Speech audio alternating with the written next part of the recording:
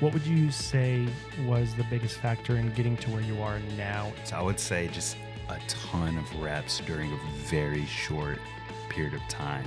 Today's currency in content is consistency. It's volume. It's not like having the best quality. It's not making sure it's perfect. It's just like, who's getting it out? I'm very resistant to AI in a lot of ways, but I'm learning that I'm having to find small ways to adopt it. Just being a parent, your time absolutely changes. So you have to be very intentional about the things that you're creating. What's going on, guys? Welcome back to the Camera Department podcast. I am Taz, and I have an amazing guest with me today. I have Zach Wilson, who is a friend, a former coworker, a fellow dad, and an amazing creative. And so I just want to bring him on. I know he has some amazing insights into not just camera things, but the overall creative process. He's a very, very creative human being, and thought he would be an amazing guest. So thank you so much for joining, Zach. Man, thanks for having me. Glad to be here. Of course. Thank you for saying yes, because it was like 2 days ago where we're like, okay, what are we talking about? I'm like, no idea. We're just going to wing it, and here we go. I'm always down. I'm saying 2025 for me is the year of collaboration. Yeah. And you're definitely one of the people that are top of that list. So let's go. Honored to be here. Let's go. It's awesome. Half of it's just saying yes and just doing it. And something you said actually the other day is like the 80% rule of just like getting it to a point where you're happy with it, but not getting hung up on getting it to like 100%, or else you're never going to put it out. Yeah, because nothing's ever 100%. Get it out the door. Yeah. It's the year of completing, finishing up stuff. Oh, there we go. So much of us have a ton to offer to the world, and it's just sitting here or on our computer, on a hard drive, wherever. I still have we took a trip last year, around this time last year, to Seattle. We did, yeah. I shot a lot of footage, none of which has seen the light of day. You didn't post anything? I thought you posted it. There was like a short snippet of it, but there was definitely a much longer timeline that highlight. Did not get fully exported. Why not? Was it just because you weren't happy with it, or like? I'm not sure. I don't have a great answer for that. I think some footage was missing, or I wanted to fill in some no, I remember now. I was took my film camera and I got some film photos produced that I was waiting to get developed. And then between me working on the video and the photos getting developed, I just never pulled them back in. Yeah. Well, I also feel like as a creative, like if enough time passes between when you actually like record the thing or photograph the thing and the time it's ready to post, it's like, well, I'm not even going to do it now because too much time has passed, and like it just doesn't feel relevant anymore, which isn't true at all. It's not like whatever. That, especially that trip is like evergreen. It doesn't have to be time stamped. Oh yeah. So it's like no one knows when we went. We were just there 2 weeks ago. Yeah. Is that my son to post it? I actually don't think I have the footage anymore. I messed up. Oh, dang. That was such a fun trip. But let's back up a little bit. So let's start off with like how we met, kind of like where our story started, and just kind of see where the conversation goes from there. We don't have any specific plan for this conversation. We have like a little bit of like let's just say an outline, not even an outline, but we're just going to go for it. So we met COVID, right? Like shortly after COVID, a little bit after it. 2020, or was it 2021? 2021, yeah. Early 2021. Yeah. You came on staff at Hope City. Correct. As a designer. Uh-huh. So is that your background, like where you have most of your creative rocks or eggs in a basket is design, or like? Yeah. So creatively, yes. And I actually came from a similar background as you. So I also studied exercise science in college.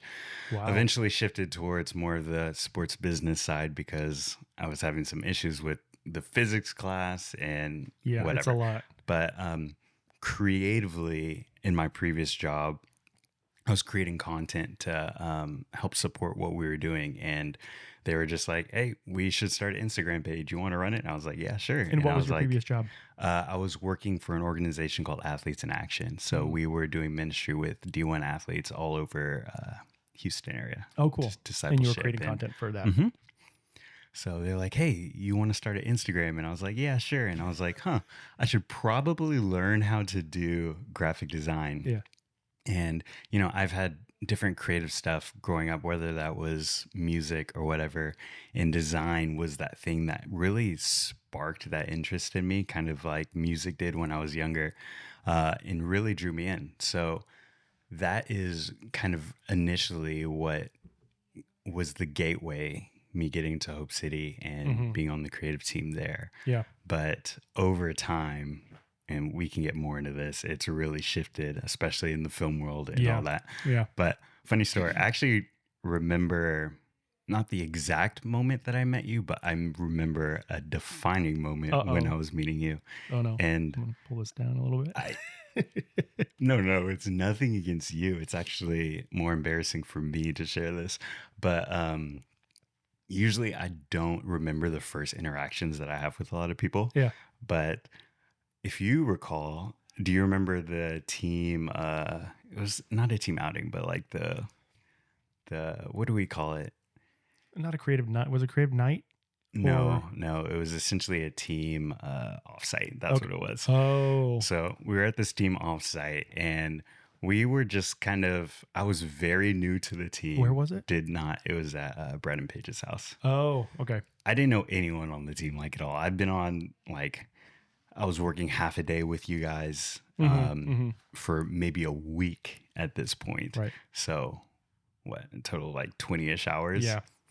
And you were in design, I was in film. So like we weren't interacting a ton, but it was more like we were around each other. Yeah. You know? So we had this little thing where you kind of go around the circle and you just kind of, it was really to break walls between the team and help grow. And like if there's interpersonal issues or things that were kind of going on, it's an opportunity to really just like break through that and help us grow as a team. So, I think the question was like, what was your first impressions of someone initially? Yeah.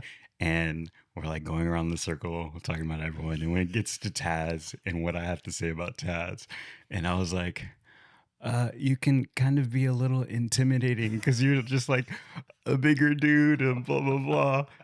And it's so funny thinking about that now, just rolling back on all the time that we've had together. Like, right. You're such an approachable like guy. The opposite. Yes. Yeah. So willing to share knowledge and the way that you poured into me, and it completely crushed that stereotype and threw it out of the water. But I always go back and think about that. Yeah. That's funny because that's a lot of like not feedback I get, because I don't constantly get feedback on like first impressions. But if we do have an opportunity to say like, or we're in a situation where like, oh, when I first met you, I thought, X, Y, Z. And a lot of people say like, I thought you were standoffish, or I thought you were conceited, or I thought you were, like unapproachable, which for whatever reason, Far from the truth. Yeah. Like once I get to interact with somebody more, because I am very like slow to engage fully, but once we get to a point where I feel comfortable, then like all bets are off. But thanks for sharing that. Yeah, because I forgot about that. COVID kind of just like meshes together. Just feels for like me. a time warp. And it really was. We lived in a different dimension for like 3 years. Yeah. It took a while to get out of it, and then we're still operating like we were in it, and then it was just crazy. But so you were designing, then you got into Hope City, and now you're I would say very fluent in camera work. So like you're great at photos, you're great at video. Like, so I guess what is that? How did you get there? What made you want to be like, hey, sure, let me get better at this? I think I've always been one of those people that's like, I'm continually trying to learn, continually try to grow in especially the areas that are interesting to me. And I'm super thankful that as a designer, I had the opportunity to be on set and just be around the creative team and ask questions. Hmm. Um, so anyone that's like trying to learn and trying to grow, I'd encourage them like, hey, where's a space that you can get close to people of knowledge and just be able to pick their brains? And I think specifically the church space really created opportunities for me to do that. So But many opportunities in the church yeah, space. but early on, I realized all these like film, video, lighting, editing, color grading, it's such a deep rabbit hole Oh my gosh, yeah. that I wasn't able to experience that kind of workflow and that flexibility of creating in the other mediums that I was working with. So I think early on that kind of scratched the itch, but it really wasn't until I moved into the creator role position where I was like really forced, like, hey, you're in charge of this. You have to own it. Hmm. And from that moment, I remember just sitting by you, sitting at your desk, asking so many questions, Yeah. being on set, just tweaking things on the camera. And it was difficult. I'm not going to lie. For a long time, it felt like a foreign language. I Yeah. was, It's an uphill battle yeah, when you're just drinking learning. out of a fire hydrant, but it does get easier over time. And now I feel like I'm at a point to where I obviously don't know everything and I'm very far from that, but I'm comfortable enough that I can express myself and create in the ways that Yeah, I I'd want say to. So I'm super thankful for that. that's awesome. That's so Yeah. cool. Um, so you said that you're not necessarily starting out, but you're still working into obviously honing your skills, and I think Yeah. everybody should be honing their skills all the time.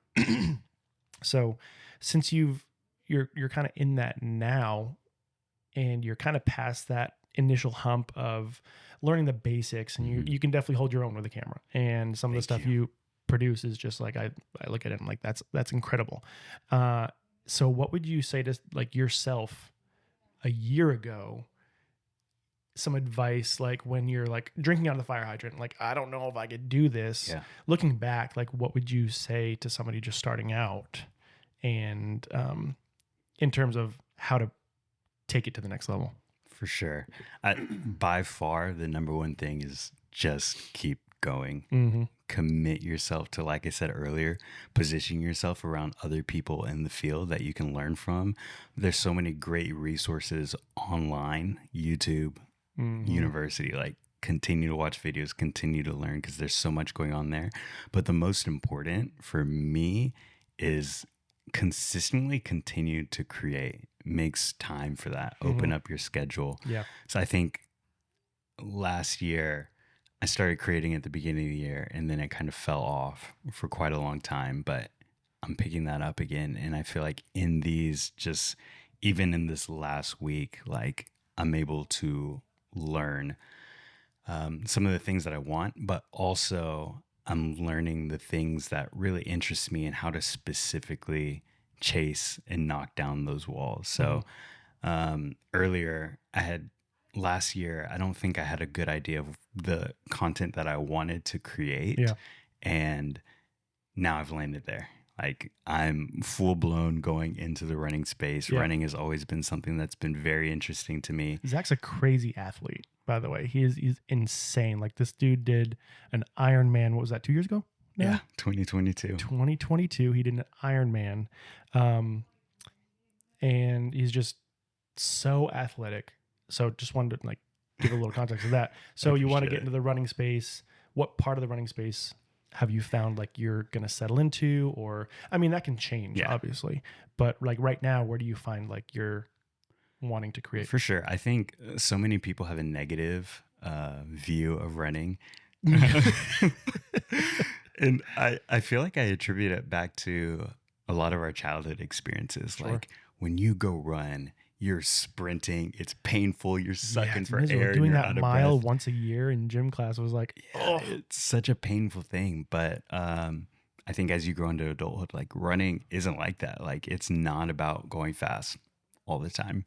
Um, there's a lot of just like training, but I think there's so much joy that comes in running. Mm. For me personally, it's the opportunity just to like clear my head, to decompress, to get away from my screens. And I feel like I'm able to process so much stuff during that time. Mm-hmm. So for me and my friends, whenever we go running, like it's so much more than just the actual running. It's Yeah. opportunity. So many of us are dads, and it's opportunity for us just to be able to be in community. Yeah. We have, 30 minutes to an hour just to have killer conversation and just talk about life and the Whether things you're that are pushing going the on. strollers or not, you're Yeah. just like, yeah. So I hope that I can inspire people and encourage them that, hey, they can do this. And like you mentioned the Ironman, and one of the things that I learned through that experience was that our bodies are capable of so much more than we can imagine. Yeah. And I want people to realize that and say, hey, what if I had this gnarly goal and I just went after it? What could happen? Dang. Yeah. And I think the same is true. Like, it's not just in the physical space, it goes for our career, the things that we're creating. Like, what if we just had these crazy goals and we just went for it? So many of my conversations with friends have been like, man, I want to be consistent because by the end of the year or whenever, we don't have to put a timeline on it, but I want to end up in a room and just look around and just be like, I'm not supposed to be here. Yeah, yeah. Somehow I'm here, but Somehow you've gotten to a room where like you're supposed to be, but you don't feel like yeah, you're like it. If I was in a room with, let's just say, Ron Howard or like James Cameron, I'm Yeah. like, wait a second, like, no, what? This doesn't make any sense. But you're not going to get to that room just, sitting on the couch and Having a just doing podcast whatever. conversation. No, creating and Yeah, no, absolutely. So as we mentioned at the top, we're both dads. Yeah. I would say recent dads still. We're very much so, not brand new, but our daughters are just over 2 years old. Eden is a month older than Luna. Yep. And do you feel like being a dad has changed your, not creative process, but how you approach being creative at all? For sure. I mean, straight off, like just being a parent, your time absolutely changes. So you have to be very intentional about the things that you're creating 1,000%. and when you're going to do that. So I'd say that would be the number one. Has Eden inspired you any I was going to way? say, as far as the process, is one of the things that I've been wrestling with and just trying to fight through as I get into my early 30s is like, we all have a childhood flame that's in us, the desires, the passions, and it's really easy as you grow old for the world just to like beat those things out of you and kind of dampen that. So I think even being with your child and seeing Eden grow, run, and play, it brings me back into childhood and reminds me of those things and encourages me to continue to pursue that. So I'm super thankful for her and being able to just be a child again. Yeah. Yeah. It's been super fun, like going through this past 2 years alongside y'all. Just because like one, you have another couple to like talk with, or like, oh, well, Luna's going through this, like, has Eden gone through this? And like being a month ahead, it's usually like they hit something first and then we know, oh, this is coming soon. Yeah. So you're definitely the guinea pig in terms of what they're going through. But it's been awesome to experience this part of life with you guys, and super grateful for that. But I totally agree, like it was just, I mean, it's January now, and I will say like Luna is reigniting my joy for Christmas, I would say, because like as an adult, you kind of like magical. It's last year. Watching them, because a year ago, like she didn't quite know what was going on, like the tree and like everything and gifts. But this year, like I think we put our Christmas tree up right after Thanksgiving, and like for the whole month she would walk over to the tree and say, "Good morning, tree, good morning." And she was so excited, and like I was like, oh, that's so amazing, because as an adult, like you don't necessarily feel that anymore. And it's, I will say, she's reigniting almost like exactly it what you gives said. a new glimmer to life. Yeah. And you learn to appreciate some of the little things. And I think that definitely starts to inspire the work that we do. Mm-hmm. Yeah. So, Yeah. but yeah, I mean, Christmas time for us, we had to drive down every single street, say hi to every blow up Santa, look at all the lights before Santa, we could go lights, home. reindeer, snowmen, Oh yeah. everything. That's so cool. I mean, I'm excited to see like how she continues to progress and how that affects, I guess, me as a creative, because it's making, like you said, it's making you prioritize your time and what you devote your time to, Mm-hmm. which is like a like a big reason why I'm in this season of life that I'm in as an independent contractor instead of like a W-2 employee. Is just like I need to devote more time to my family, and like being an independent contractor does that. But even further than that, like I always want to get my camera out. I always want to like get photos of her, and not just my phone, but like my camera, and actually capture good photos. And so that's definitely, I wasn't really one to like get a camera out and take pictures, but now I'm like, no, we got to take pictures. We got to document this. The We got to true get sign this. of a dad. It's been so interesting though, because I think one of the things that I didn't expect about this phase is as you get deeper into parenthood, like we've had to say no to a lot of things, and a lot of things that we gave our time to that we really loved. And I think there's a period of mourning and grieving that. But I mean, like now things that you would have said you yes would to have typically done if you pre-parenthood? didn't have kids. Yep. Yes.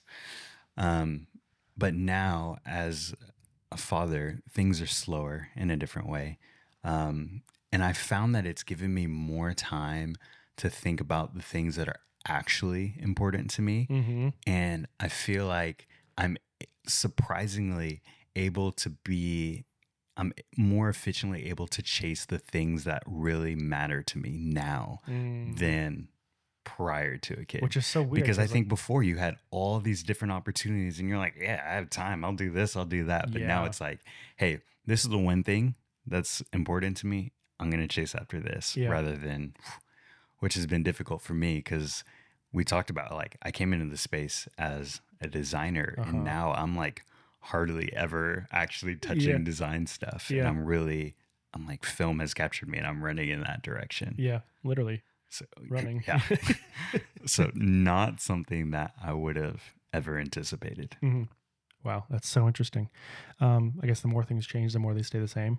In a way, like you'd think you'd have less time to do anything, but you almost have more time for like you said, the things that you prioritize. And you'll make time And for it yeah, too. because you're like, I can only do this. So that's what's gonna, instead of chasing 5 different rabbits, you have one that you're focusing on.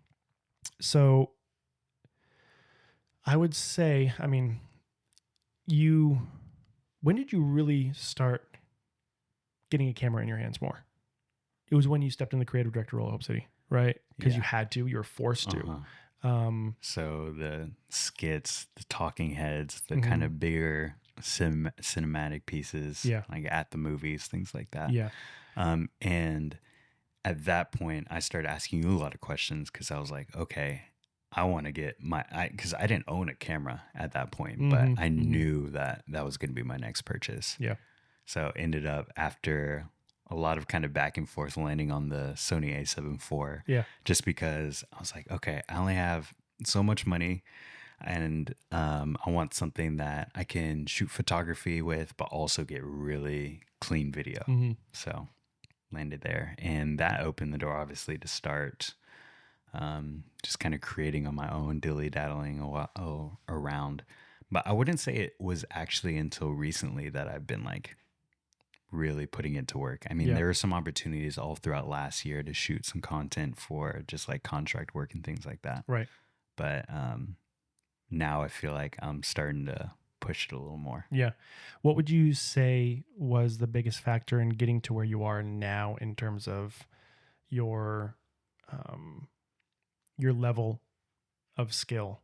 Was there like a certain anything in particular that you're like, oh wow, that whether it was a principle or a project that you worked on, was there anything that was like, wow, that really leveled me up and like helped me? Because your color grading's great, and that's not easy. I mean, usually people are shooting in just Rec 709 and hardly adjusting exposure. Bunch So up like the saturation, right. ship And just it. call it, that's it. Yeah. Send it.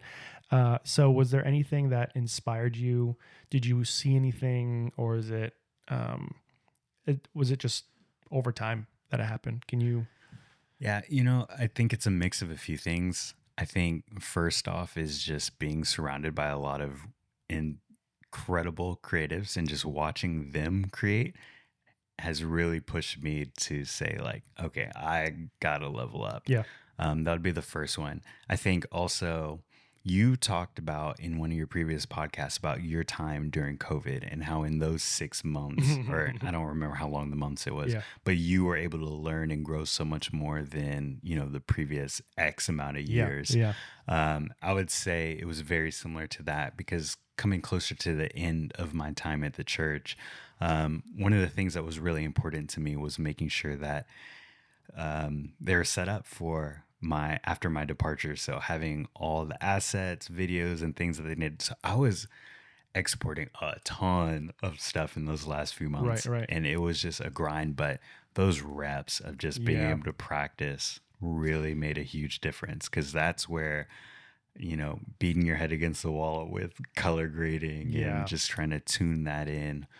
Even just like, how do I capture clean audio and realizing the huge difference that makes. Yeah. So I would say just a ton of reps during a very short period of time Yeah. really helped me. Which isn't fun. No, It's not. But I've heard that so many times. It's not that you're not the first person to say that. It's like when people are either forced or like bring it on themselves. Yeah.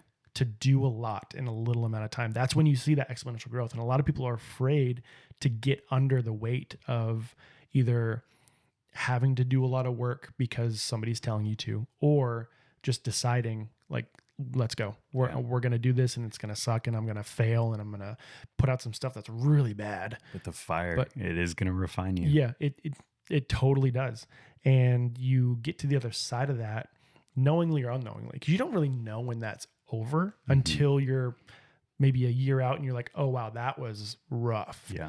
And you can pinpoint, that 2-3 months or whatever, however long it was, really helped take me from here to there and made me, I guess, get me to where I'm at right now. Yeah. And then there's probably going to be another cycle of, there's a learning time period, and you're going to level up again. Yeah. And before you know it, you're going to be shooting on an Arri Alexa Mini LF. Right. And like, how did I get this? Yeah. And I think all those seasons are so important because the time was difficult, but I'm so thankful for it. And then after, because we're running so hard, that's why we booked that Seattle trip. We were like, okay, we're going to take a little bit of time and just be able to relax. And it's important to have that downtime just to be refreshed and really think about, okay, what are my next steps? Where do I want to move? Yeah. And I think it took me about a year to really figure that out. But I would have never been able to come to that conclusion if it was just that continual go, go, go. Oh, yeah. And vice versa. If it was the flip side and you weren't doing anything, you probably wouldn't be very motivated to create. Yeah, you're not learning. You're not making those mistakes. You're not forced to, because like as you're doing that, you also have an expectation put on you, like where we were at in church. You have an expectation of keeping a quality at a certain level, but you're also trying to do a lot in a little amount of time. So it's like, okay, well, I'm doing a lot. And usually there's a sliding scale. Like if you're doing a lot, your quality is going to suffer because you have to cut things, or you have to cut corners, and maybe things you don't dial in the colors but as good as it could be, or the audio suffers a little bit because you're just running so fast. But with that expectation of, okay, we need to keep it really where we can't drop in quality just because we're doing a lot, which is also a tough spot to be in. There's only one way to get through that, and it's to learn and to grow and continually push the envelope. Which is why I have my 80% rule now. Yeah, I need to implement that because I'm such a stickler with, like, even with setting up this, it's like we don't have any special lighting, and I was like iffy about it. I'm like, well, because You don't I have that usually softbox glow. right. I don't have like, it's not just me and I can set up a light here and make it good. Like I have two people that I have to light now, but we just have the single light. This is literally just the light in the room. This is not anything special. But you know And what? then We're just both going to do wearing it. hats, so we just have So this it's- massive shadow on both of our faces. But you know what? It is what it is. And we have to remind ourselves that it's not going to be perfect. Yeah. And that 80% rule is it's fine. And at some point, it's going to be closer to perfect. Mm-hmm. But today's not the day. Yeah, I think you also have to understand like what's your goal? What are you trying to achieve? Yeah. Because right now I'm creating shorts. Yeah. Like I'm creating content for Instagram, and people are going to consume it, and then they're going to forget about it. Literally It's within so less than a temporal. minute. Yeah. So They're going to go on to the next one and forget all about what they just watched. I'm not going to kill myself trying to get everything perfect just for someone to be like, oh, go, okay. Yeah, that's so good. A while back, I was talking with Scheider, another former coworker of ours, and he said today's currency in content is consistency. It's volume. It's not like having the best quality. It's not making sure it's perfect. It's just like who's getting it out, who's doing it. And those are the people that are getting in front of a bigger audience and growing their followings. And I know followings aren't like the thing, but you want to reach a lot of people. Yeah. If you're making content, like you don't want to just make it for one person, two people. Mm-hmm. And your goal is to reach a lot of people with whatever your message is. And like with you, it's running doesn't suck. Yeah. And like getting that in front of people. And yeah, the goal is to get it in front of as many eyes as possible. And how you do that is just getting stuff out. Yeah. And you gotta, and I was actually listening to a podcast earlier, and it was so interesting, and I had never thought about this, because they're just saying, hey, if you're not that you need to be creating every day, but if you're not consistently putting stuff out, like there's 24 hours in a day, and now that's shifting so quickly with the introduction of AI. Like things are moving very fast when we're not working. So if you're not like pushing space forward for yourself, you're falling very far behind just in this specific moment in history. And that's not to say like, oh, you got to grind, you got to like put in all this time. But if it's something you prioritize, it's not something you can just put, an hour a week towards. Like you got to put a little bit more behind it. I guess the big idea is that there can be a massive negative impact towards the work that you're doing if we're not keeping it, just because the world's changing. It's like when the internet was first starting up, and people were resistant to hopping on the train with the internet. I'm very resistant to AI in a lot of ways, but I'm learning that I'm having to find small ways to adopt it into my workflow, because it's not, oh, is this going to blow up? Is this going to change our lives? Like it is. It already has. Yeah. The videos that AI is generating, crazy. Realistic. Yeah. You can't distinguish it from an actual human being. It's scary. I saw one that was, there's an AI now that you can put in a picture of yourself, and it produces realistic Polaroid or film photography of you just like on vacation doing all these different things, and it looks so like it's scary. Dude. Like, you know how there's been a big jump in like flash photography and just like, bring that back. there's a lot of photo. I'm like, what is going on? It's scary. Insane. It is.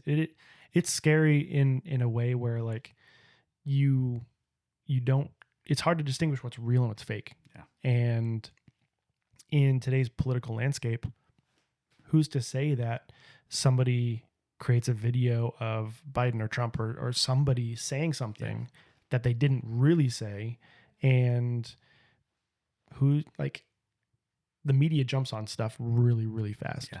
The internet jumps on stuff. For example, my wife, she sent me something about RFK banning Uncrustables. Because of like, he wants to get rid of all artificial stuff, and like it's a peanut butter and jelly sandwich. And so it was like effective January 20th, like Uncrustables are banned. And so I look into it. I actually go to his page.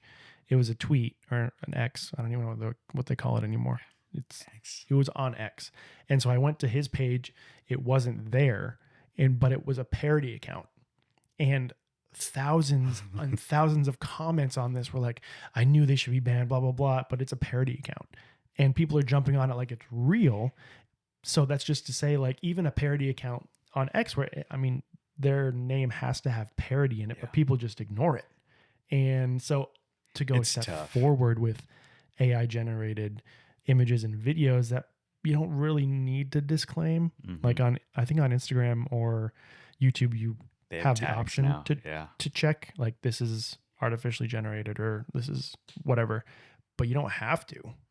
Like, there's nothing saying you need to do that Yet. Hopefully. Yeah, hopefully there's something where, you know, it regulates a little bit. But all that to say, it's scary in a way, like, you don't know what's necessarily real, and you have to actually go a step further. You used to be able to, like, okay, I can use a bit of common knowledge, like, I'm looking at this picture, and remember when AI first started generating images, like people's hands were all they had weird. like 8 fingers, or it's like like, their okay, feet this were is weird. probably fake. Yeah. But now it's at a point where you legitimately cannot tell. Yeah. It's scary.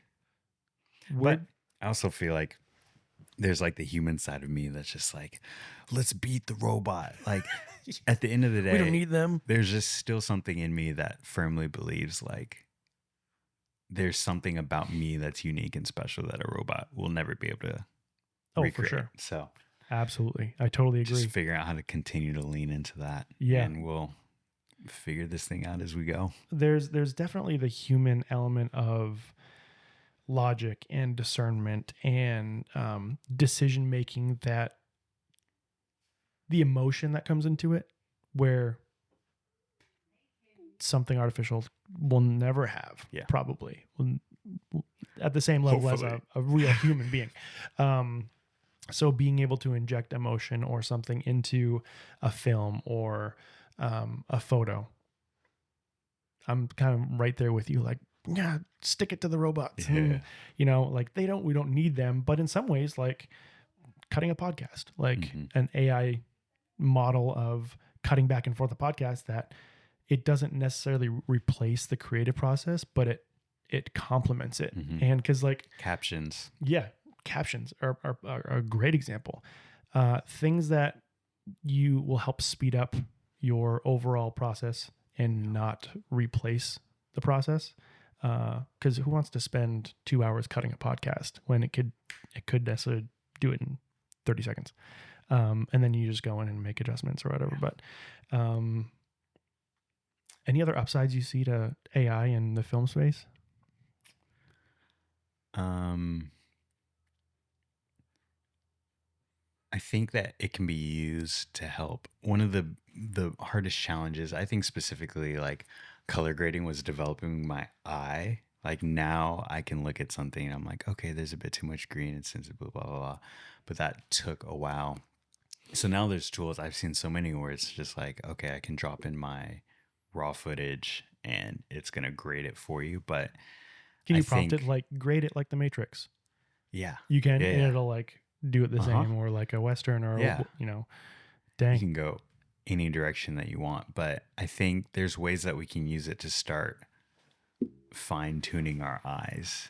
Yeah. Helping figure out kind of the things that we really want, and backwards, like, as you do more of that, it's starting to teach us as well. Yeah, I could totally see that. I see it helping supplement stories. And, like, say we're telling a testimonial in church, and you need some B-roll for it. Like, if you could use a AI generated video for B-roll, something that's not necessarily super, what's the word, like, pointed, or it's not very specific. It's more of like a general piece of, like, skyline footage, or where it can help accent the story in a way that you might not have time to go out and shoot it yourself, or things that you can't recapture. So, for example, I can see it being where it's like, okay, I'm putting in a prompt and it's like, okay, my subject played basketball when they were younger, and it literally can recreate footage of them, you know, when they were 5 at the gym, just like playing with someone. Has like the grade and the VHS marks on it. Right. Because at that point, it's not necessarily you're still being the creative part of it. Mhm. Like you still have the idea of like, oh wait, we it would be great to put in footage of him playing basketball at 5 years old, but we don't have it. It's Mhm. not like, oh, give me an idea to supplement this story.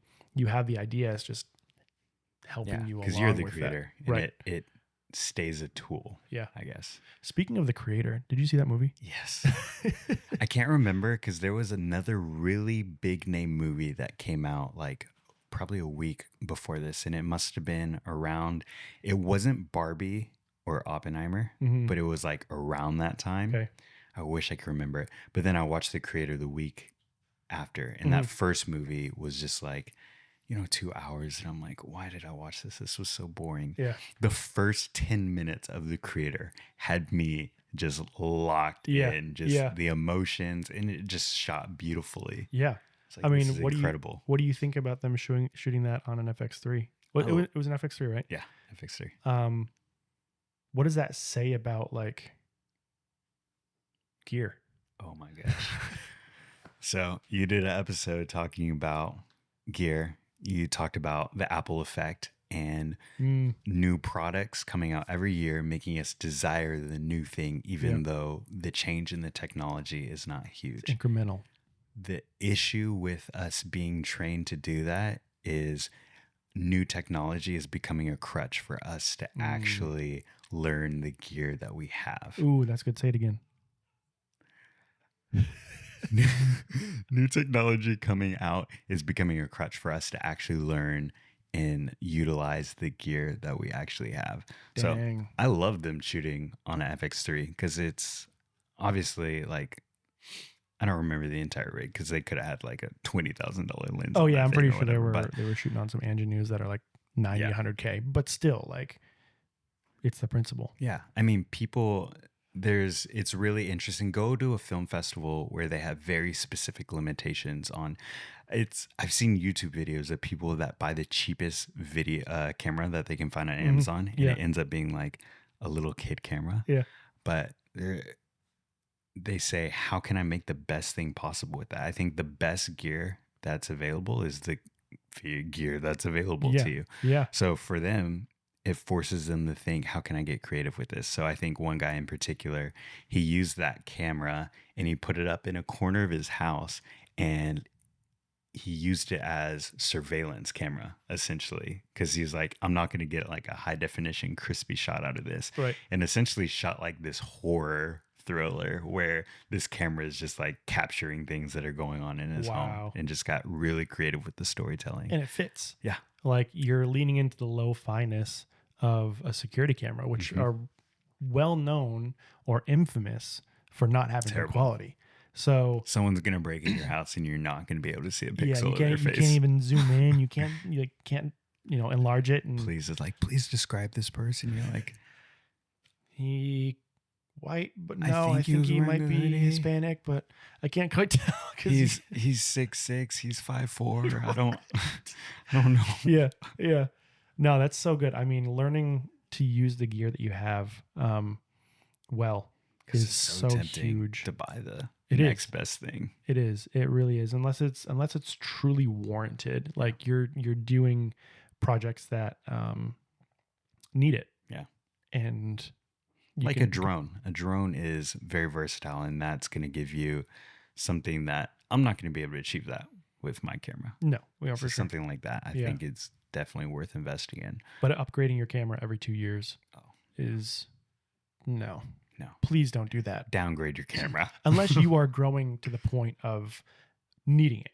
Yeah. Unless, because there are things like over the course of my film career, I don't like really saying career for whatever reason, but yeah, you're going to hit limitations as you grow, and you're not going to be able to use a Sony A6500 for, certain things if you're a run and gun shooter. If you need audio inputs, or you need better color, or you need log or something, yes, there are going to be things that you run into where it's warranted to upgrade your camera. But the fact that people are looking for something new looking for that hit, the dopamine hit, it's crazy. So seeing the creator and hearing that it was shot on an FX3 a camera, a consumer camera. Yeah.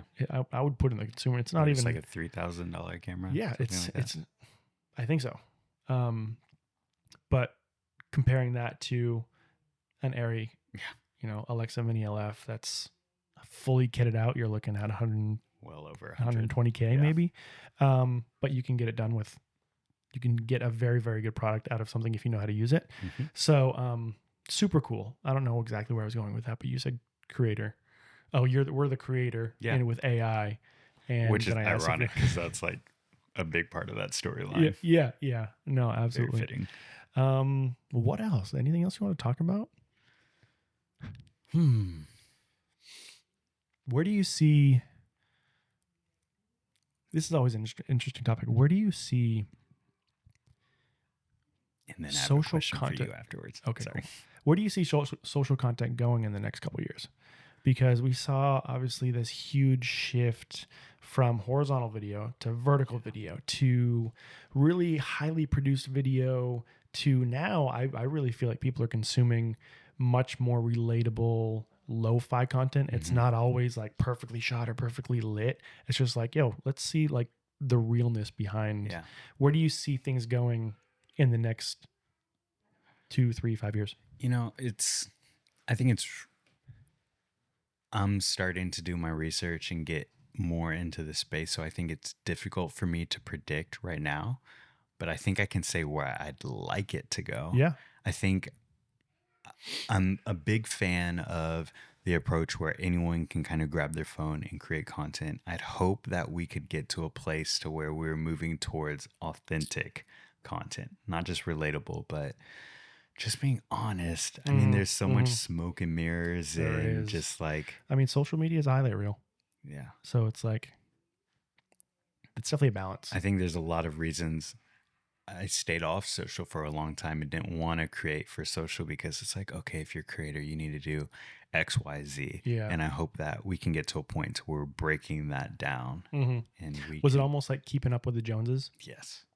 I see that person doing that, so I have to do it at that level, or I have to like do whatever to make it look like them instead of like doing your thing. Because there's only one you, there's only one me, and like you said at the beginning, like you have something to offer that's unique. Somebody else can't. To us. Yeah. Yeah.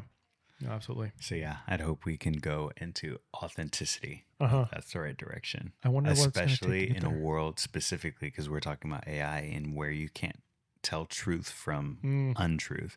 So I think it's going to be very important that we're relatable and accessible, truthful, all those things. They say never meet your heroes because like you see how they put themselves out online or what you see on the internet, and you meet them, it's like, wow, you're not anything like the person I saw or I was getting to know online. So I think that's a huge thing. Is like, It's just such a weird experience that didn't exist, 20 years ago. It didn't. But the fact that it's like you can build this relationship with someone online and then you meet them, they're like, bro, I don't know you. Yeah, like, yeah. Who are you've been you? watching me for like 20 years, but I do not know you. Yeah. And it's been interesting to see even celebrities speak about this. Like, if you see me in public, give me personal space. Like, you do not own me. Yeah. Like, it's just really sparked interesting conversation. Yeah. I think question for you as a filmmaker, I guess in your personal space, like what are you hoping to strive for in 2025? That's a really good question. Me personally, I would just say like my word of the year is commit. Okay. And I'm not saying commit to everything that like I want to do, because that can get like, oh, I want to, go to Utah and climb like whatever. But I will do that with I you. know you will. It's so hard for me to find other people. I'm like, let's go climb Mount Kilimanjaro. And they're like, no, bro. Maybe not. But committing like this podcast, I just want to do it. I would just love to get in the rhythm of doing it because I know consistency, repetition, it just breeds a habit. Yeah. And once that habit becomes established, it's just part of what you do. It's like brushing your teeth in the morning. And I would just love to get to that point because as we said at the beginning, one of my biggest issues is, you might be able to hear my daughter playing in the other room. So Life. if you do, that's what's going on. But what was I saying? Oh, the biggest thing that keeps me from putting out content is making sure, like trying to make it perfect. Yeah. And making sure the lighting's good, making sure I'm able to capture good audio. I just need to get out of that, get out of that mindset and just do it, because you see these people that are successful, and I'm not necessarily trying to make a career or a business out of creating content. Yeah. Like if that's a byproduct of it, cool. But a majority of the people that are successful, the difference between those that are and those that aren't successful is just the consistency. Yeah. It really is. It really comes down to them doing it and doing it and doing it and doing it and doing it. And those are the people that you see with hundreds of thousands, millions of followers. Yeah. Imagine if those people didn't create the consistency that they have now. If they didn't, wouldn't know who they were. No, we wouldn't. Yeah. Imagine if Mr. Beast never started making videos because he was like, oh, it's not going to be perfect. Well, who cares? Just put it out. We love watching your videos. And so who knows what could happen if we're consistent. I think that's the biggest thing for me. It's like, okay, if I'm consistent, that's the thing that's going to open new opportunities. And I have no idea where that's going to go. But if I don't do anything, those opportunities aren't going to come. No, they're not going to come. Yeah. So follow-up question, are there any passion projects that you would love to do in 2025? It's weird saying that it's 2025. I know. I'm like, it's still weird. I remember when I was a kid and I was like, man, 2025, we're going to have flying cars in that year. And now we're here. Barely self-driving cars. Yeah. I'll take it. Yeah, we're getting there. I want to shoot a movie trailer. Almost like I don't know if you're familiar with Morgan Cooper, and when he reshot The Prince of Bel-Air, the re-dramatized new age version of it. Yeah. If you haven't seen it, I'll send it to you. But please. He basically re-envisioned The Prince of Bel-Air. It's like in a modern context with just new and updated, but still keeping to the coreness of it. Yeah. And so he shot it, and really amazing trailer. It was nothing official. It was just hey, it was probably a passion project of his. Yeah. He shot it. It was amazing, and he ended up directing the Peacock series Bel-Air. So amazing director. Is just you just never know what's gonna happen if you're gonna be consistent and you go after it. Yeah. So not saying I would necessarily shoot to, be a director on a series or a movie like that, but I've had this vision for it for 2 years now, and it's just a matter of making it happen. So I would love to make that happen this year. Okay. Just it would literally be a 3-4 minute trailer of a book that I read, which a lot of you have probably read. I'm not going to say it right now, but I think I know the book. Yeah. I won't say it either. It actually has to do with, what your passion is. So anyways, yeah, that's something I would love to do this year. Yeah, for sure. What about you? I'm in the midst of part of it. It's just getting the running stuff going. Yeah. I definitely want to shoot some spec ads.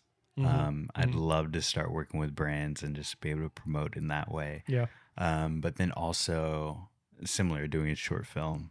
So yeah, I've been in the talks with some friends, and we're working out the details on those. So I'm excited about it. It's been incredible because this is the first time in a long time that I've just been super inspired, and I can't fall asleep at night because my brain is just going. You want to go. So it's a fun time to be in. That's so cool. I mean, have you seen any of Danny Gervitz's videos? Mm-mm. No. One of his videos, it's a lighting trick. Not even a trick, but a lighting technique that, I base every single thing that I shoot now.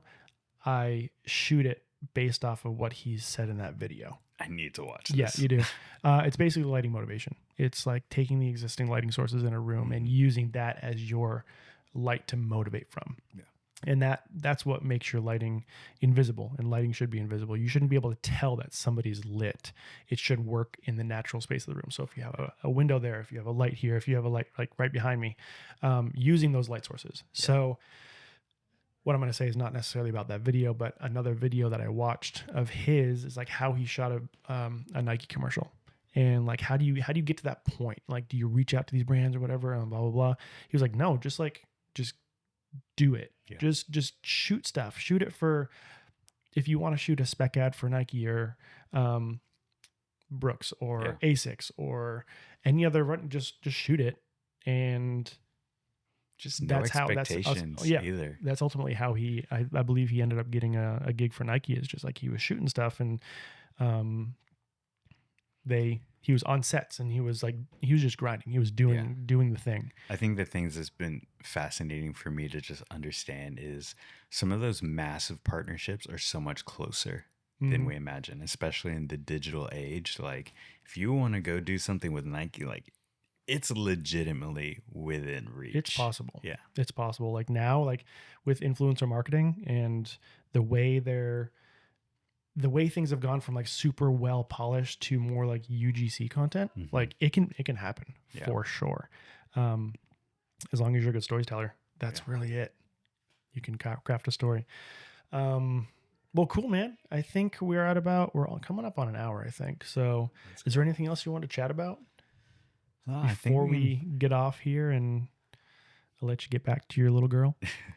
No, I think we can land it there. I think I just really wanted to hear about the things that have been exciting you. And yeah, I'm going to push you to do them. Let's go. I need accountability. I definitely need accountability. It's going to be great.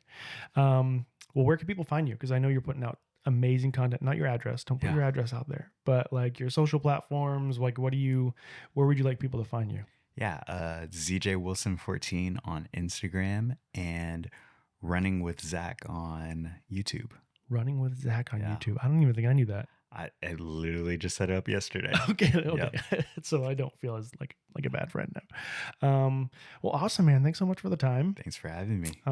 You're a huge inspiration, honestly, with how you approach life, approach your creativity, and how you're always striving for something at the next level. So I appreciate you, man. Likewise.